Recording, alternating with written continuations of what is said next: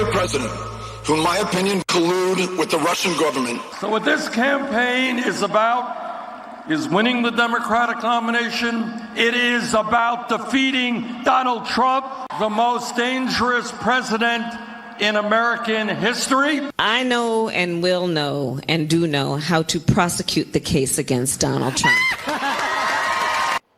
Democratic hopefuls hitting more than just the campaign trail this weekend, taking aim at President Trump as they push their far-left agenda. But our next guest is warning them running against Trump is a losing strategy. Kelsey Bowler is a senior writer at the Heritage Foundation, and she joins me now. Thank you, Kelsey, for being here.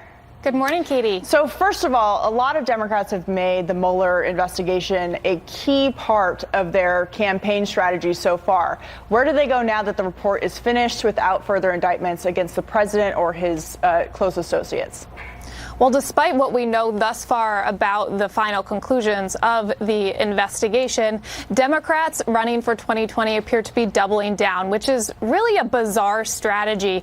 You can only imagine if the results ended the opposite way, where President Trump was indicted. I think the entire media would be asking him, are you going to accept the results of this 2-year multi-million-dollar investigation? Of course, because it's now Democrats refusing to accept the results, nobody is questioning them on that, and they're allowed to continue campaigning on some crazy idea that Trump is colluding with Russia, despite absolutely no legal grounds, no evidence of that. So former Vice President Joe Biden is likely going to get into the race sometime here in the next couple of weeks. He has said on the record that we should be waiting for the Mueller report to come out before we figure out what to do with it. How do you think that this is going to affect his campaign moving forward if he decides to get in?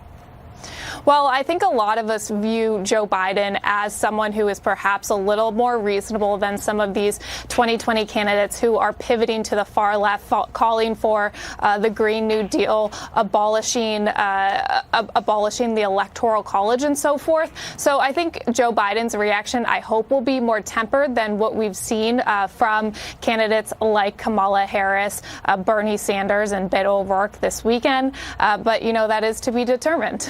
You know, Kelsey, you look at the 2018 election, and a lot of Democrats got elected in districts that President Trump won in 2016. If they've continued to focus on the Russia angle of this, despite there not being further indictments on any kind of collusion, do you think that's going to backfire as they continue to avoid talking about real issues?